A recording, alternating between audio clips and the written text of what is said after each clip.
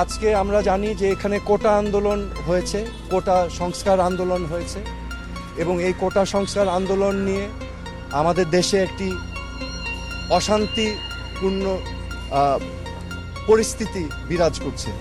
এখানে শত শত মানুষ নিহত হয়েছে, নিরীহ 5 বছরের বাচ্চা থেকে শুরু করে 8, 10, 15, 16 ছাত্র, সাধারণ মানুষ সহ অনেক মানুষের প্রাণহানি হয়েছে এবং এটা আমাদের সবাইকে ক্ষত করেছে, আমাদের বিবেককে নাড়া দিয়েছে। এই দেশটা তোমাদের, এই দেশটাকে তোমাদেরই করতে হবে। It is your responsibility. Do not lose hope. সামনের দিক ভালো দিন আসবে, হোপ আশা ছাড়া যাবে না। এই দেশটা তোমাদের সম্পদ, তোমাদেরই করতে হবে। তোমরা ন্যায় পথে থাকবে, সত্যর পথে থাকবে, অন্যায়ের বিরুদ্ধে প্রতিবাদ করবে। আমার কোনো পদক্ষেপ কর্মসূচি নাই, আমি আমার বিবেকের তাড়নায় এসেছি। যেটা আমি দেখছি চারিপাশে মানুষ যে প্রশ্নগুলো করছে, যেই জবাবগুলো চাচ্ছে, আমি সেটাই জানতে এসেছি নাগরিক হিসাবে। কিন্তু আমি বলেছি আমার একটা পরিচয় আছে, এই দেশের উপর আমারও হক আছে এবং সবার হক আছে। এখন আমি একজন সাধারণ নাগরিক। আমি আজকে এই ব্যাকগ্রাউন্ড এবং একজন সাধারণ নাগরিক হিসাবে আমি ডিবি অফিসে এসেছি, কারণ আমি বাংলাদেশের সকল মানুষের মতোই বাংলাদেশকে নিয়ে উদ্বিগ্ন বোধ করছি। আজকে এই পরিস্থিতি নিয়ে উদ্বিগ্ন বোধ করছি, কারণ আমি জানি, বাংলাদেশের সকল মানুষ জানে যে আমরা মহান মুক্তিযুদ্ধ করেছিলাম একটি সোনার বাংলাদেশের জন্য। যেই সোনার বাংলাদেশে ন্যায় বিচার থাকবে, যেই সোনার বাংলাদেশে মেধা দিয়েই যাচাই হবে যোগ্যতা, যেই সোনার বাংলাদেশে গরিব ধনী সকলের জন্য মৌলিক অধিকার থাকবে, বাক স্বাধীনতা থাকবে, চিন্তার স্বাধীনতা থাকবে। আজকে আমি মনে করছি যে আমাদের সকলেরই এই অধিকারগুলো ক্ষুণ্ণ হচ্ছে মারাত্মকভাবে। আজকে আমরা জানি যে এখানে কোটা আন্দোলন হয়েছে, কোটা সংস্কার আন্দোলন হয়েছে এবং এই কোটা সংস্কার আন্দোলন নিয়ে আমাদের দেশে একটি অশান্তিপূর্ণ পরিস্থিতি বিরাজ করছে। এখানে শত শত মানুষ নিহত হয়েছে, নিরীহ 5 বছরের বাচ্চা থেকে শুরু করে 8, 10, 15, 16 ছাত্র, সাধারণ মানুষ সহ অনেক মানুষের প্রাণহানি হয়েছে এবং এটা আমাদের সবাইকে ক্ষত করেছে, আমাদের বিবেককে নাড়া দিয়েছে। এই বিবেকের নাড়ার কারণেই আজকে আমি ব্যক্তিগতভাবে ডিবি অফিসে এসেছি। কেন এসেছি? আমি ডিবি প্রধানের কাছে 3টা প্রশ্ন নিয়ে এসেছিলাম। আমার প্রথম প্রশ্ন ছিল যে এই 6 জন সমন্বয়কারীকে গ্রেফতার করা হয়েছে নাকি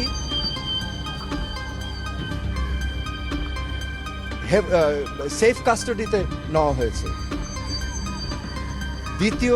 দ্বিতীয় প্রশ্ন, যদি অ্যারেস্ট হয়ে থাকে তাহলে আমার কোনো প্রশ্ন নাই, আমার কোনো দাবি নাই, কিন্তু যদি সেফ কাস্টাডি হয়ে থাকে তাহলে আমি তাদের সাথে দেখা করতে চাই।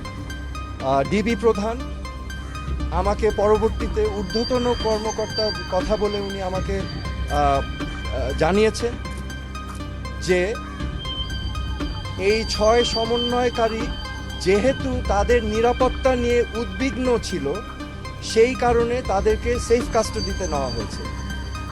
এই কথা শুনে আমি প্রশ্ন করেছিলাম যে আপনারা কিভাবে বুঝলেন যে তারা উদ্বিগ্ন তাদের নিরাপত্তা নিয়ে? তারা কি আপনাদেরকে জানিয়েছিল, রিকোয়েস্ট করেছিল? আমাকে তখন তিনি জানিয়েছেন না, ওনারা বুঝতে পেরেছেন মনিটরিং করে। সো যেহেতু তারা সেফ কাস্টাডিতে, আমি তখন রিকোয়েস্ট করলাম আমি তাদের সাথে দেখা করতে চাই। তো প্রতি উত্তরে আমাকে জানানো হয়েছে যে দেখা করতে চাইলে ঊর্ধ্বতন কর্তৃপক্ষের পারমিশন নিয়ে আমার দেখা করতে হবে তাদের সাথে। আমার তৃতীয় প্রশ্ন ছিল তাদেরকে কখন সেফ কাস্টাডি থেকে মুক্তি দেওয়া হবে। এই প্রশ্নের জবাবে তিনি বলেছেন যে ঊর্ধ্বতন কর্তৃপক্ষ যখন ওনাকে নির্দেশনা দিবেন তখনই ওনাদেরকে ছেড়ে দেওয়া হবে। সো আমার প্রশ্ন এখন, সেফ কাস্টাডি আমার জানা মতে একজন নাগরিক যদি রিকোয়েস্ট করে তাহলে সেফ কাস্টডিতে নেওয়া যেতে পারে, কিন্তু রিকোয়েস্টের বাইরে যদি কাউকে সেফ কাস্টডিতে নেওয়া হয়, এটা কি আসলে সেফ কাস্টডি না এটা অ্যারেস্ট? তো এটা হচ্ছে আমার প্রশ্ন। এখানে আমি আপনাদের সম্মুখে স্পষ্টভাবে বলতে চাই, এই ছাত্র আন্দোলন, কোটা সংস্কার আন্দোলন নিয়ে যে সকল ক্ষয়ক্ষতি হয়েছে, ক্ষয়ক্ষতি কিছুই না। ক্ষয়ক্ষতি কেন কিছু না? এই ক্ষয়ক্ষতি যেই সম্পদের ধ্বংস হয়েছে সেগুলো তো জনগণের সম্পদ, ট্যাক্স দিয়েই করা হয়েছে। এগুলো জনগণের সম্পদ, এগুলো হয়তো ভবিষ্যতে আমরাই আবার গড়ে নিব। কিন্তু একটি প্রাণ যেটা আমরা হারিয়েছি, একটি প্রাণও কি আমরা ফেরত পাবো? এই প্রাণ কি ফিরে আসবে? আমাদের মনে রাখতে হবে মুখ্য জিনিসটা কি, প্রাণের মূল্য কিন্তু কোটি কোটি কোটি কোটি কোটি টাকার থেকেও অনেক বেশি, তা অমূল্য। আমার আজকে আপনাদের সামনে আমি স্পষ্টভাবে বলতে চাই, আইন শৃঙ্খলা রক্ষাকারী বাহিনীদের, আমাদের সেনাবাহিনীদের, যে আমাদের ছাত্রছাত্রী ভাই বোনদের বুকে যেন আরেকটা গুলি না যায়। আপনারা বিরত থাকুন, এটা ঠিক না। This is not right. আমার মনে হয় যে এখানে একটা সমূহ সমাধান প্রয়োজন, এবং সমাধানের প্রথম কাজ যেটা করতে হবে, প্রতিটি হত্যাকাণ্ড সুনির্দিষ্টভাবে ইন্ডিপেন্ডেন্ট এনকোয়ারি করে বিচার করতে হবে, এবং এগুলোর জন্য যারা যারা দায়ী তাদেরকে আইনের আওতায় আনতে হবে। বিচার বহির্ভূত কোনো হত্যাকাণ্ড করা যাবে না, এবং আমাদের এই সমাধান রাজনৈতিকভাবে করতে হবে। এই সমাধান সবাইকে নিয়ে আলোচনার মাধ্যমে করতে হবে। এই সমাধান করার জন্য প্রথম শর্ত আমি যেটা বললাম, যে বিচার করতে হবে। এই প্রাণহানির, প্রত্যেকটা প্রাণহানির বিচার করতে হবে, এবং যারা এটার জন্য দায়ী তাদেরকে আইনের আওতায় আনতে হবে। তারপরে আলোচনার মাধ্যমে সমাধান করতে হবে। আমি তীব্র নিন্দা জানাই এবং প্রতিবাদ জানাই। শিক্ষার্থী ভাই বোনদেরকে গ্রেফতার করা থেকে বিরত থাকার জন্য আমি আহ্বান করছি।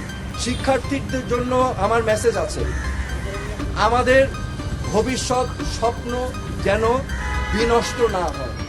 আমাদের বাংলাদেশ আমরা লক্ষ লক্ষ শহীদের রক্তের বিনিময়ে আমরা অর্জন করেছি। এই দেশটা তোমাদের, এই দেশটাকে তোমাদেরই করতে হবে। It is your responsibility, do not lose hope. Okay? এবং সামনের দিক ভালো দিন আসবে, কিন্তু এখন কষ্ট করতে হবে, হোপ আশা ছাড়া যাবে না।